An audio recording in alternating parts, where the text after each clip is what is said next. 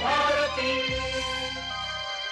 सखी सहेली। सखी सहेली कार्यक्रम सुनने वाली सभी सखियों और सखाओं को मंदाकिनी जोशी का प्यार भरा नमस्कार। और मेरे सामने हंसती मुस्कुराती सी बैठी है चंचल, अपनी चंचल शोक अदाओं के साथ, उनको भी मेरा बहुत बहुत नमस्कार। नमस्कार मंदाकिनी जी, आपका बड़ा अच्छा परिचय आपने दिया है और हमारे सभी सुनने वालों को मेरा बहुत बहुत नमस्कार। भाई आपका नाम चंचल है और हो भी आप चंचल, क्योंकि मैं जब आपसे मिलती हूँ तो आपकी बातों से तो यही लगता है कि आपका स्वभाव भी उतना ही चंचल। अब देखिए ना, कितने सारे काम लेकर बैठी हैं आप। एक तरफ मोबाइल में पता नहीं क्या देख रही हैं, एक तरफ आपकी स्क्रिप्ट पड़ी है, एक तरफ ये कॉपी और ये रजिस्टर। भगवान जाने आप कर क्या रही हैं। भाई कोशिश तो मैं यही कर रही थी कि मैं कमेंट्स भी हमारे जो श्रोता भेज रहे हैं उन्हें देखती रहूं और इधर जो कुछ आगे सामने पन्ने पड़े थे इनको अरेंज कर लूं, फिर गाने कौन से बजाने हैं, सभी तरफ मेरा ध्यान था। लेकिन आपकी बात से मेरा ध्यान भी गया इस तरफ कि हाँ भाई, आज ये बात हम करने ही वाले हैं कि एक बार में एक ही काम हमें करना चाहिए। तो फिर तो अब एक काम मैं करूं। मुझे पता है आप क्या काम करने वाली हैं, लेकिन हमारे श्रोताओं को भी बताइए और खासतौर से हमारी सखियों को कि बहुत सारे काम फैलाकर सखियां जब घर में रख लेती हैं ना, हाँ। तो फिर वो दिन भर झुंझुलाती हैं, चिड़चिड़ाती हैं और बच्चों पर, पति देव पर अपना गुस्सा निकालती हैं। तो एक समय में, समय के हिसाब से, टाइम टेबल के हिसाब से एक ही काम करें, वो काम पूरा हो जाए। ये ना हो कि इधर रोटी बनाना है, उधर कपड़े धोने की मशीन लगा दी और तीसरी जगह पानी भर रहे हैं और चौथी जगह आप कुछ और कपड़े की प्रेस लगा रखी है। तो ये ना करें, कोई भी एक काम फिर ठीक से नहीं हो पाएगा। हाँ। तो अभी हम बताते हैं कि हम आज किन विषयों पर बात करने वाले हैं। एक तो यही बात कि भाई एक साथ में एक ही काम करना है, बहुत सारे काम नहीं लेकर बैठे हैं। इस पर हम बहुत विस्तार से बात करेंगे। और सोमवार के दिन हम सखी विशेष में एक महिला खिलाड़ी की बात करते हैं। तो आज हम बात करेंगे पूर्णिमा महतो के बारे में, जो कि एक तीरंदाज है। वाह क्या बात है। और अंतर्राष्ट्रीय नस्लीय भेदभाव उन्मूलन सप्ताह अभी हम मना रहे हैं, इसके बारे में बात की जाएगी। एक बड़ा खास दिन है जो है कि विश्व क्षय रोग दिवस। अच्छा, तो इसके बारे में हमें जानकारी देने के लिए जो है हमें देंगे जानकारी डॉक्टर अनिल कुमार, और इनसे बातचीत करेंगे यूनुस खान जी। तो ये महत्वपूर्ण बातचीत है, हमारे श्रोता सुनेंगे और आज के ज़माने में कितना सचेत हमें रहना है, इस भेंटवार्ता से हमें ज्ञात होगा। हाँ तो चंचल, क्या करें हम भी? हम एक बार में एक ही काम करें, हम यही कर सकते हैं। और इसका फ़ायदा ये भी होता है कि एक काम अगर हम करते हैं तो उसे समय पर पूरा कर पाते हैं, काम ज़्यादा कर पाते हैं। और सबसे बड़ी बात कि जो काम हम कर रहे हैं उस पर हमारा फोकस बढ़ता है और बहुत ज़्यादा मेहनत करने की बजाय समझदारी से हम काम कर पाते हैं। बिल्कुल सही कहा आपने। देखिए क्या होता है चंचल कि हमारा जो मस्तिष्क है ना, दिमाग, हर समय सूचनाओं से भरा होता है। जैसे बहुत सारे दृश्य हैं, बहुत सारी आवाज़ें हैं, विचार हैं, बहुत सारी बातें हमारे दिलो दिमाग में घूमती रहती है। तो जब हम सोचते हैं कि हम मल्टीटास्किंग कर रहे हैं तो हम वास्तव में मल्टीटास्किंग नहीं कर रहे होते, क्योंकि हमारे मस्तिष्क के लिए एक साथ दो कामों पर ध्यान जो है केंद्रित करना बहुत मुश्किल होता है, संभव नहीं होता है ना। तो वास्तव में क्या होता है कि हमारा जो दिमाग है वो बार बार इन दो या दो से ज्यादा कामों के बीच तेजी से स्विच कर रहा होता है। हाँ। और जब हम मल्टीटास्क करते हैं तो हम हर काम को औसत दर्जे का करते हैं और ये हमारी याददाश्त को भी प्रभावित करता है। बिल्कुल, जैसा आपने कहा ना कि हमारा जो दिमाग है बार बार स्विच होता है। हाँ। इस काम पर उस काम कर। बिल्कुल। लगता तो ये है देखने वाले को कि हम एक साथ में 4 काम कर रहे हैं, 2 काम कर रहे हैं, लेकिन दिमाग एक बार में एक ही काम कर रहा होता है। और कहीं भी फोकस एक जगह पर हो नहीं पाता। बिल्कुल। तो काम की जो प्रोडक्टिविटी है वो बहुत कम हो जाती है। और एक बार में अगर हम एक ही काम को पूरा करना लग जाए तो कह सकते हैं कि बहुत अच्छी बात है, क्योंकि दिमाग इससे उत्तेजित भी कम होता है और गहराई से हम उस काम को कर पाते हैं, बेहतर तरीके से कर पाते हैं। अपना समय, ध्यान, ऊर्जा, बहुत सारी चीज़ों में एक साथ हमें फैलाना नहीं पड़ता और इर्द गिर्द ध्यान केंद्रित करने के लिए हमें ये सुविधा देता है। गहराई से हम सोच पाते हैं, किसी भी काम को रचनात्मक तरीके से करते हैं, मतलब क्रिएटिविटी जो है ना वो ज़्यादा निकल कर आती है। और एक बात और है कि जब हमारा मस्तिष्क ज़्यादा उत्तेजित होता है ना, तो ये अधिक डोपामाइन जो एक रसायन है वो जारी करता है। और जो अध्ययन है वो ये बताते हैं कि जब हम मल्टीटास्किंग या अधिक उत्तेजित होकर कोई काम करते हैं तब ये हमारी उत्पादन क्षमता जो है, प्रोडक्टिविटी को कम कर देता है। तो इस बात को हमें समझना है कि हमें एक ही वक्त में कितना काम करना है। तो जब हम एक से ज़्यादा काम एक बार में करने की कोशिश करते हैं तब हमारे ध्यान का कुछ जो हिस्सा है वो पहले के कामों पर अटक जाता है और हम जितने व्यस्त होते हैं उतने ही काम बदलते रहते हैं। इसलिए बहुत ज़्यादा व्यस्त होना हमारी गहरी एकाग्रता को कम करता है और काम से ध्यान भटकने के बाद क्या होता है, यही कि दोबारा ध्यान केंद्रित करना पड़ता है। कितना समय लगता है और अलग अलग समय लगता है जिसका हमें भान नहीं होता।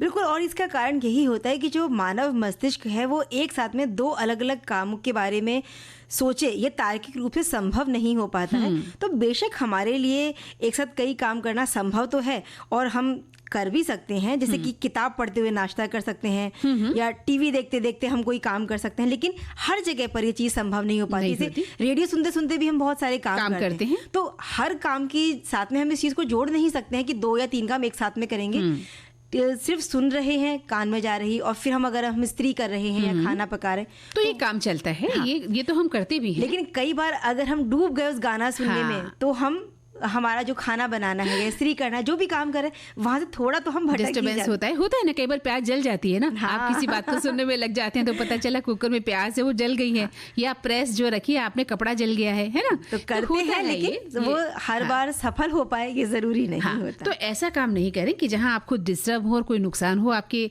बार बार के भटकाव से। तो हम खुद को भटकाव से बचाकर बेहतरीन काम करने के मौके खोज सकते हैं, और इसमें मेडिटेशन करना बहुत ज़रूरी हो जाता है, क्योंकि ध्यान से हम अपनी एकाग्रता को विकसित कर सकते हैं।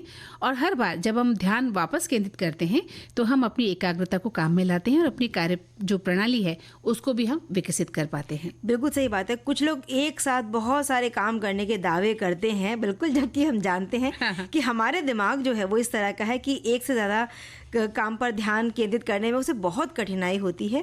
और जिनमें दिमाग लगाने या ध्यान केंद्रित करने की ज़रूरत होती है, जो भी ऐसे काम हैं, तो जो मल्टीटास्कर होते हैं ना, वो इन कामों में पिछड़ ही जाते हैं। बिल्कुल सही कहा। और वैसे भी चंचल, आजकल तो बहुत सारा ध्यान भटकाने के जो है कई गैजेट्स आ गए हैं। स्मार्टफोन, कंप्यूटर स्क्रीन पर लगातार आने वाले संदेश, ये हमें कितना व्यस्त रखते हैं। देखिए ना, हम हर बार मोबाइल खुल कर देखते हैं, अरे क्या आ गया, अरे क्या आ गया। तो हो सकता है कि ये संदेश हमारा भला करने से ज़्यादा तो नुकसान ही कर रही हो। जब मोबाइल पर कोई संदेश हमें मिलता है तो हमें लगता है कि हमें जवाब ज़रूर देना चाहिए, क्योंकि ये हमारे काम से जुड़ी चीज़ है। लेकिन क्या होता है कि लगातार जुड़े रहने का मतलब ये भी है कि हम काम में गहराई से सोचने का मौका हमें मिल ही नहीं पाता है, और हमारी एकाग्रता भंग होती है। आप चाहे पढ़ रहे हो, चाहे लिख रहे हो, खाना बना रहे हो, कपड़े धो रहे हो, कुछ भी कर रहे हो। बिल्कुल, पुरुष लोग एकाग्रता वाला कोई हम काम कर रहे हैं, खासतौर पर कोई ऑफिस वर्क है, बिल्कुल, कि हम वहाँ एकाग्रता में काम में डूबे हुए हैं, मन लगाए हुए हैं, वहाँ अगर हमने बीच में उठ के कोई मैसेज देखा, हो सकता है वो संदेश काम का ना होकर हमें ऐसा हो कि हमें डिस्टर्ब कर दे, और वहाँ से हमारा ध्यान वो भटका देगा। तो हर समय मोबाइल नेटवर्क से जुड़े रहना या तुरंत प्रतिक्रिया देना जरूरी नहीं बिल्कुल होता है। ये हमारी जिंदगी को शायद दयनीय भी बना सकता है, हमें बहुत सारी मुश्किलों में डाल सकता है। इसलिए ईमेल या दूसरे मैसेजिंग ऐप्स पर तुरंत उत्तर देना बड़ा आसान है, लेकिन कई बार हम खुद को दोषी महसूस करते हैं कि लगता है कि नहीं, सामने वाला भी फिर ऐसा ही करेगा, हम जवाब नहीं दे रहे, वो भी हमें जवाब नहीं देगा, तो इस सोच में भी कई बार हम जवाब देते हैं। तो ये जो कई बार हमें लत भी लग जाती है इस तरह की ना। फेसबुक पर आपने देखा है, कोई मैसेज आप डालते हैं और बार बार देखते हैं कि लाइक्स आए क्या पता नहीं क्या क्या भूख होती है हमारे अंदर ये लाइक्स आने की। 4 हमें कोई व्यूज मिल जाएं, हम खुश हो जाते हैं उन 4 व्यूज से, जिन्हें हम शायद ज्यादा जानते भी नहीं है, और वो सच भी लिख रहे हैं कि नहीं ये हमें पता भी नहीं होता। बिल्कुल, तो ये जो गैर जरूरी चटर पटर है जो हम खामखा मोबाइल पर और ईमेल पर करते हैं, इसको हम थोड़ा रोक सकते हैं अपने ध्यान को फोकस करने के लिए, अपनी एकाग्रता को बढ़ाने के लिए। मैंने एक महिला को देखा था चंचल, नवविवाहित महिला थी और छोटा सा बच्चा भी था उसकी गोद में। तो वो बैठी थी किसी प्रोग्राम में, मैं भी आसपास ही बैठी थी। मैंने देखा बच्चा उसका लगातार रो रहा है, लेकिन उनका ध्यान मोबाइल पर। वो लगातार चैटिंग कर रही है मोबाइल में, और बच्चे को एक हाथ से हिला रही है चुप कराने के लिए, और दूसरे हाथ से लगातार उनके हाथ मोबाइल की उस पर चैट बॉक्स पर चल रहे हैं। मैं हैरान रह गई देखकर कि ये कर क्या रही है महिला। ना बच्चा चुप हो रहा है और ना मोबाइल को हैंडल कर पा रही है। बिल्कुल, ऐसे बहुत सारे किस्से देखने में आते हैं कि मोबाइल में हमारा ध्यान इतना खो जाता है कि बच्चा कहीं दूर चला गया हमसे, या कहीं वो गिरते गिरते बचा, या कई बार हमारे जो सामान है वो भी कहीं को उठा के ले गया, हमारा ध्यान ही नहीं जाता। तो कहते ना, हमने एकाग्रता से एक ही काम किया, वो मोबाइल में ध्यान इतना लगाया, लेकिन हम दूसरी चीजें भूल गए और उसी में डूब गए। और कई बार होता है मोबाइल में हम इतना डूब जाते हैं कि हमें अपने घर के काम, ऑफिस के काम, बाहर के काम कुछ भी याद नहीं आते हैं। बहुत सारी चीजें हमें बाद में पता चलती है कि अरे घड़ी तो बहुत आगे निकल गई और हम बहुत पीछे रह गए। तो कम से कम हम जितने ज्यादा खुद को व्यस्त करते हैं, मतलब बहुत सारे कामों में उलझाते हैं, हम उतने ही सारे काम बदलते भी जाते हैं। बिल्कुल, इसीलिए व्यस्त महसूस करना गहरी एकाग्रता को बिल्कुल भी सहायक नहीं होता है। ध्यान भटकने के बाद में दोबारा ध्यान केंद्रित करने में बहुत सारा समय लग जाता है और ये डिपेंड करता है कि हम क्या काम कर रहे थे। तो हर काम में दोबारा ध्यान लगाने में समय जो है वो अलग अलग हो सकता है। तो इसलिए एक समय में एक काम करो और ऐसा करते समय अपनी पूरी आत्मा उसमें डाल दो और बाकी सब कुछ भूल जाओ, ये कहना है स्वामी विवेकानंद का। तो हम बात कर रहे थे कि एक बार में एक ही काम करना है। इस पर बहुत सारे संदेश हमारे श्रोताओं के मिले हैं। हमारे श्रोता का कहना है कि गलतियों की संभावना इससे कम हो जाती है, तनाव कम होता है, आप अधिक शांत और केंद्रित महसूस करते हैं, ध्यान केंद्रित करवा पाते हैं, जानकारी को बेहतर ढंग से याद रखते हैं, समय का बेहतर प्रबंधन कर पाते हैं, लक्ष्य प्राप्त करने में सक्षम होते हैं। कुल मिलाकर एक समय में एक काम करना अधिक उत्पादक, कम तनावपूर्ण और रचनात्मक जीवन जीने का शानदार तरीका है। एक श्रोता लिखते हैं कि एक बार में करें एक ही काम, ये हमारे जैसे भुलक्कड़ लोगों के लिए ज़रूरी नुस्खा है। मैं एक काम में 3-4 काम करना चाहता हूँ लेकिन सब उल्टा हो जाता है और नुकसान भी होता है। तो एक काम में करें एक ही काम, न करें ढेर सारे काम। बिल्कुल सही बात लिखी है कि बहुत सारे काम उल्टे पुल्टे हो जाते हैं क्योंकि हमारा ध्यान बहुत सारी जगह पर रहता है, भटक जाता है। हमारे एक श्रोता का कहना है एक समय में एक काम करें और उसे पूरा करें। इंसानी दिमाग की क्षमता सीमित है और किसी निश्चित समय में वो उतना ही काम कर सकते हैं।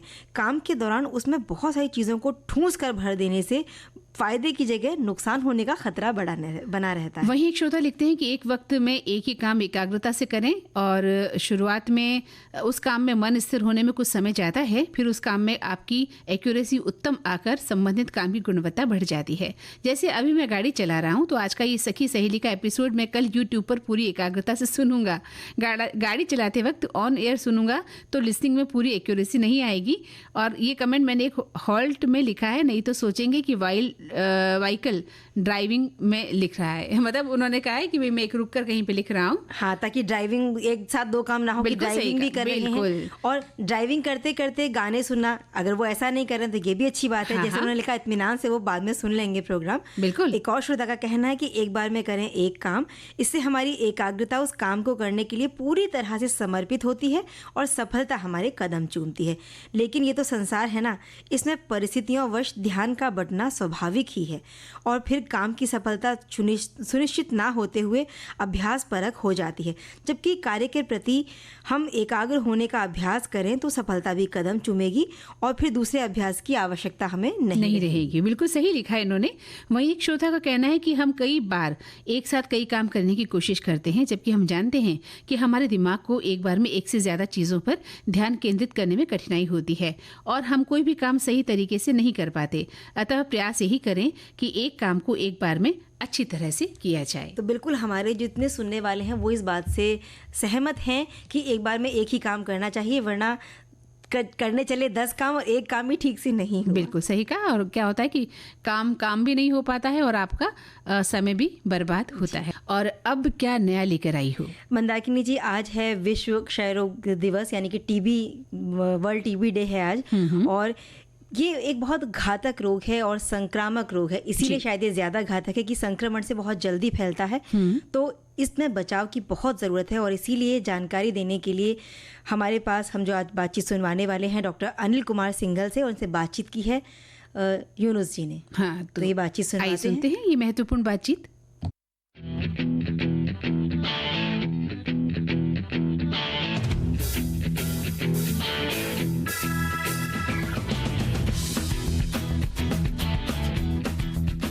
पिछले कई सालों में विश्व भर के जो टीबी के मरीज है उससे सबसे ज्यादा मरीज हमारे भारत देश में पाए जाते हैं। और आजकल जो दवाई की असर न होने वाले टीबी के मरीज, हम डॉक्टर को ले एक बहुत बड़ी समस्या हो गई है, मतलब ड्रग रेजिस्टेंट ट्यूबरकुलोसिस। और ये सब के चलते हुए भारत में हर दिन 1000 लोगों की मृत्यु सिर्फ टीबी की वजह से होती है। तो सरकार उस पर बहुत काम कर रही है, बहुत सारा खर्चा कर रही है टीबी की जल्दी निदान करने के लिए, उसके ट्रीटमेंट देने के लिए। और उसके साथ साथ में अगर आप देखोगे तो टीबी का एक मरीज बीमारी की वजह से अपने दिन प्रतिदिन के काम पे नहीं जा सकता है जी। और वो जब काम पे नहीं जाता है उसके लिए वजह से भारत सरकार को हर साल तकरीबन $100 मिलियन का रेवेन्यू लॉस भी हो रहा है। जी जी। तो जो स्वास्थ्य समस्या है टीबी के रिलेटेड और उसके कनेक्टेड जो आर्थिक नुकसान हो रहा है, उसको देखते हुए हमारे प्रधानमंत्री जी ने भारत को 2025 तक टीबी मुक्त करने की इच्छा जाहिर की। स्वास्थ्य मंत्रालय के सेंट्रल टीबी डिवीजन ने 2018 में नेशनल टीबी एलिमिनेशन प्रोग्राम शुरू किया। ये बहुत बड़े पैमाने पर शुरू किया गया अभियान है। और मुझे बताते हुए बहुत खुशी हो रही कि ये प्रोग्राम के अंतर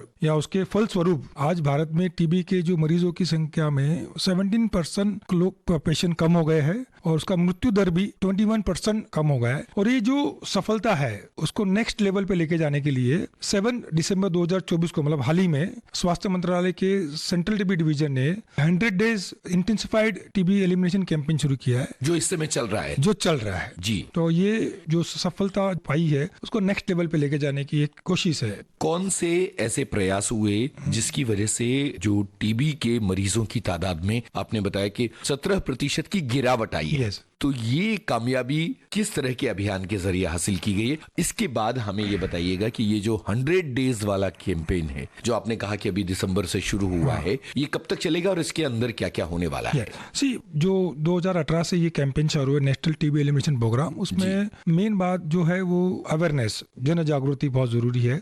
स्क्रीनिंग, लोगों को ट्रीटमेंट, न्यूट्रिशन सपोर्ट, ये सब चीजें हो रही है, तो लोग सामने आ रहे, अपनी जांच करा रहे और उसकी वजह से ट्रीटमेंट शुरू हो रही है। तो ये जो अभियान शुरू हुआ है 2018 से, और 7 साल में अगर हम देखें तो टीबी के मरीजों में जो कम हुई है उसमें जो अभी 1 लाख आबादी में वो घट के 195 हो गई है। जी, पहले कितना था? पहले 250 के ऊपर था भारत में, और इसे हमें 47 तक लेके जाना है। जी जी जी। ओके। उसी तरह जो मृत्यु दर था जो बहुत पहले ज्यादा था, अभी वो घट के 1 लाख आबादी में 22 हो गया है और उसे हमें मात्र 3 पे लेके आना है। जी जी। तो ये जो लक्ष्य हासिल करने के लिए ये 100 डेज कैंपेन शुरू किया है, जो 7 दिसंबर 2024 से शुरू हुआ है और वो 24 मार्च 2025 तक, जो वर्ल्ड टीबी डे है, उस तक तो चलेगा ही, और आगे भी देखेंगे कैसे हो रहा है ये। जी, तो इसमें क्या योजना बना रखी है? इन 100 दिनों में क्या क्या किया जाएगा जिसकी वजह से टीबी के बारे में जागरूकता फैले और लोगों को ये समझ में आए कि भारत सरकार जिस तरह का सघन अभियान चला रही है उसका असर भी हो रहा है और सबको साथ आगे बढ़ना है? टीबी एक संक्रामक बीमारी है और उसको नियंत्रित करने के लिए उसका फैलाव या उसका ट्रांसमिशन रोकना बहुत जरूरी है। वो तब मुमकिन है जब जितने भी पेशेंट हैं उनका जल्दी से जल्दी निदान किया जाए और उसकी सही ट्रीटमेंट शुरू की जाए। लेकिन दुख की बात यह है कि आज भी भारत में तकरीबन 2 मिलियन टीबी के मरीज सिस्टम से मिसिंग है। और जब तक वो सिस्टम में नहीं आएंगे तब तक इसका लक्ष्य हासिल करना मुश्किल है। तो ये इसको सिस्टम में लाने के लिए भारत सरकार ने 100 डेज अभियान शुरू किया है। उसके अंतर्गत जन जागृति, जन भागीदारी, स्क्रीनिंग और न्यूट्रिशन सपोर्ट ऐसे बहुत इंपॉर्टेंट या महत्वपूर्ण कदम भारत सरकार उठा रही है। जी, आपने बताया कि 2 मिलियन यानी 20 लाख लोग सिस्टम में नहीं है। हाँ। ये कहाँ है? इसकी क्या वजह है? ये हो सकता है कि कोई लोग प्राइवेटली ट्रीटमेंट ले रहे हैं जी, जो उसका नोटिफाई नहीं हो रहा है। दूसरा है ये जो कुछ दवाई लेते, दवा 6 महीने कम से कम लेनी रहती है, वो 2 महीने लेने के बाद बंद कर देते हैं, उनको अच्छा लगता है। तो या कोई लोग इवन दो वो बीमार है लेकिन अपनी जांच नहीं कराते बिकॉज ऑफ सोशल स्टिग्मा। तो बहुत सारे ऐसे रीजंस है कि लोग सिस्टम में नहीं आ रहे, तो उनको बस जागरूक करना है और जन भागीदारी हम एक्सपेक्ट करें इसमें। डॉक्टर साहब, आपने ये बताया कि टीबी के लक्षण क्या हैं, मोटे मोटे तौर पर तो आपने बता दिया, लेकिन इन दिनों एक विचित्र बात भी देखी जा रही है कि कई बार खांसी का लक्षण नहीं देखा जाता, उसके बावजूद मरीज में टीबी निकलती है। ये क्या मामला है? और दूसरा एक जो ड्रग रेजिस्टेंस वाली बात बताई थी उसको भी थोड़ा साफ कीजिए। टीबी अगर क्लासिफिकेशन किया जाए तो उसको हमने 2 पार्ट में डिवाइड किया है। एक तो है जो पल्मोनरी, जो फेफड़े की टीबी, इसमें खांसी एक प्रमुख लक्षण होता है। बिल्कुल। लेकिन जो बिना फेफड़े की टीबी जो वाले है उसमें खांसी नहीं आती है। तो उसमें जैसे कि मैंने बताया कि गले में स्वेलिंग आती है, या उनको चेस्ट पेन होता है खाली, या उनको वजन खाली कम होता है, पेट में दर्द होता है। तो ये सब तो अलग अलग प्रकार के पल्मोनरी ने एक्स्ट्रा पल्मोनरी ट्यूबरकुलोसिस, तो ये डिपेंडिंग अपॉन कौन से ऑर्गन में उनको टीबी हुआ है उसके लक्षण दिखाई देते हैं। लेकिन ज्यादातर लोगों को पल्मोनरी टीबी होता है तो उसका प्रमुख लक्षण खांसी ही होता है। ये फेफड़े का टीबी? फेफड़े का टीबी, यस। और कहाँ कहाँ होता है? तो दूसरा जो कॉमन है वो फेफड़े के बाहर का जो आवरण है उसको हम प्लूरा बोलते हैं, उसमें पानी भर जाता है। जी तो ये भी कॉमन है। दूसरा जो लिम्फ नोड्स टीबी, जो गले में गाढ़ आती है, तो ये भी कॉमन टीबी है। देन जो आपने आंत का टीबी, देन बोन्स का टीबी, स्पाइन का टीबी, ये भी बहुत कॉमन दिखाई दिया है। इनफैक्ट मैं आपको बता दूं कि हमारे हेयर्स, हमारे दांत और हमारे नाखून छोड़ के टीबी कहाँ पे भी हो सकती है। हो, बहुत ही डरावनी बात है ये तो। मैं वापस बोलता हूँ, अपने हेयर्स, अपने नाखून, अपने दांत छोड़ के टीबी कहाँ पे भी हो सकती है। अब सवाल ये उठता है कि ये होती कैसे है?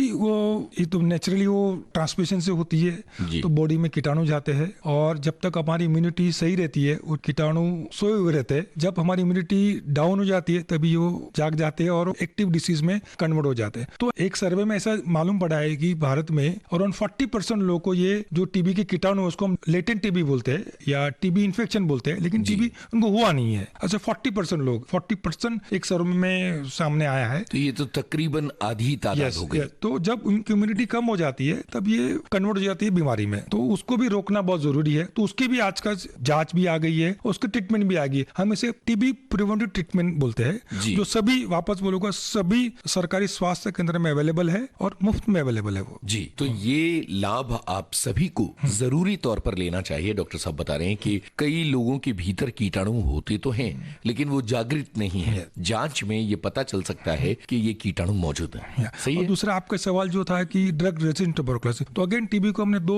क्लासिफिकेशन किया है, एक drug sensitive and drug resistant. तो ड्रग सेंसिटिव ट्रीटमेंट में बहुत कम दवाइयाँ काम आती है, दवाई की खर्चा भी कोई ज्यादा होता नहीं है और 6-7 महीने में दवाई खत्म भी हो जाती है और उसका साइड इफेक्ट भी दवा भी बहुत कम है। लेकिन अभी मैंने बताया है कि जो ड्रग रेजिस्टेंट ट्यूबरकुलोसिस हम डॉक्टर के लिए एक बहुत बड़ी समस्या सामने आई है, तो उसमें जो नॉर्मल दवाई है जो काम आती है वो असर नहीं करती कीटाणु को मारने के लिए, तो हमें बहुत सारी एडवांस दवाइयाँ देनी पड़ती है और उसका खर्चा भी बहुत ज्यादा है और उसके ड्यूरेशन ऑफ बहुत ज्यादा है। और ये दवाइयाँ भी टोटली हमारे सरकारी स्वास्थ्य केंद्र में फ्री में मिलती है। और एक अच्छी बात बताता हूँ कि जो अभी नया रेजिम आया है ड्रग रेजिस्टेंट ट्यूबरकुलोसिस के लिए, जो उसकी ट्रेनिंग पूरी डॉक्टर को दी गई है और बड़े बड़े सरकारी अस्पताल में ये शुरू भी होगा, उसको बीपाल बोलते हैं। मैं इसके डिटेल में नहीं जाऊंगा, लेकिन ये मेडिसिन जो न्यू रेजिमेन आई है जो देने से इवन ड्रग रेजिस्टेंट ट्यूबरकुलोसिस भी 6 महीने में ठीक हो सकता है। क्या बात है। इसका मतलब आपने एक उम्मीद की किरण दी कि टीबी को लेकर बहुत ज्यादा परेशान होने की जरूरत नहीं, अगर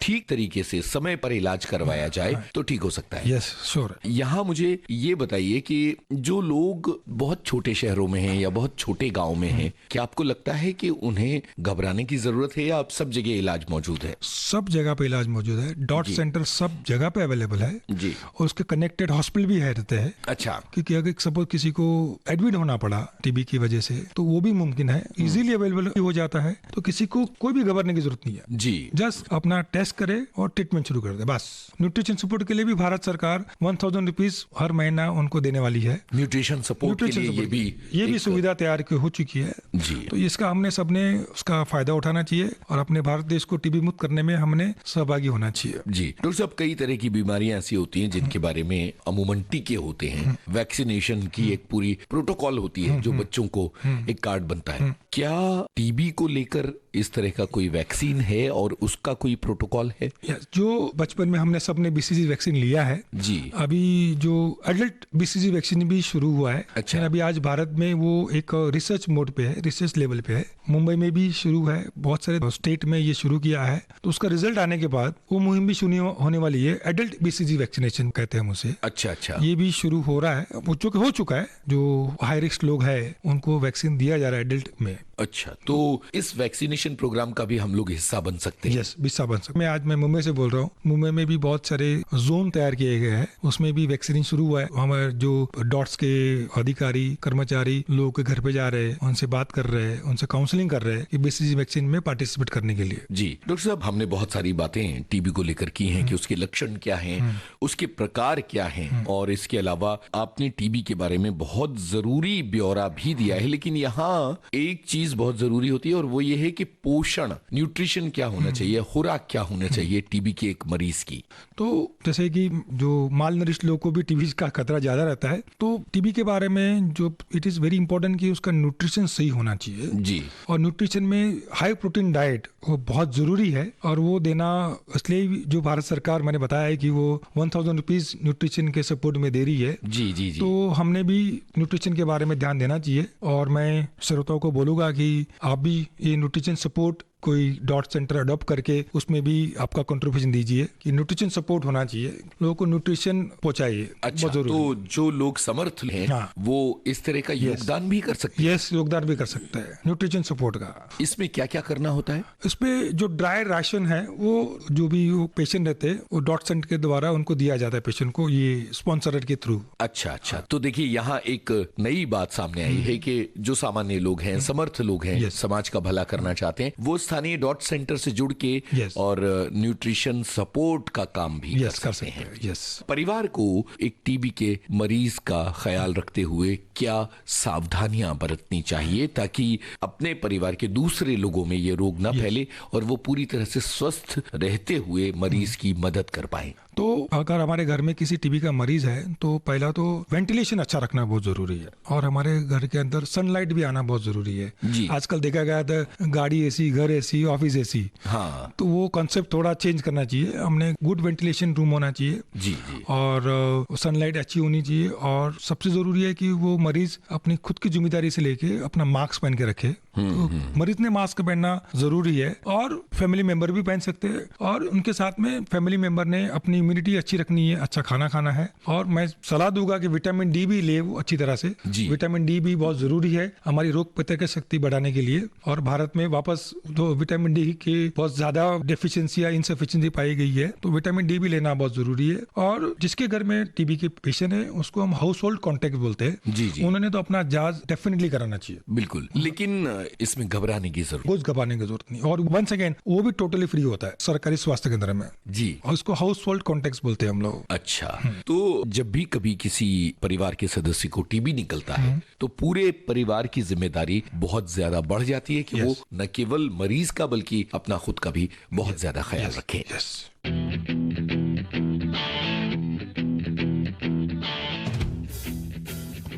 तो चंचल, आज वर्ल्ड टीबी डे पर हमने एक खास बातचीत सुनवाई थी। डॉक्टर अनिल कुमार सिंघल से बातचीत कर रहे थे हमारे वरिष्ठ उद्घोषक यूनुस खान। तो आज सोमवार का दिन है और हम एक सखी विशेष की बात करेंगे जो खेल से जुड़ी हुई हैं। पूर्णिमा महतो तीरंदाजी के खेल से जुड़ी हैं जी। और इस खेल में ये एक अलग मुकाम रखती हैं। 80 और 90 के दशक में वो एक बहुत शानदार खिलाड़ी रही हैं और वर्तमान में एक सफल कोच हैं। उनके लिए हम ये कह सकते हैं मंदाकिनी जी कि वो एक शानदार खिलाड़ी और शानदार कोच हैं और विश्व चैंपियन भी वो रह चुकी हैं। तीरंदाज दीपिका कुमारी सहित बहुत सारे खिलाड़ियों को ट्रेनिंग भी दी है इन्होंने। जी, बिल्कुल सही कहा है। और तीरंदाजी के खेल की अगर हम बात करें तो 10 वर्षीय पूर्णिमा महतो को तीरंदाजी ने आकर्षित किया था।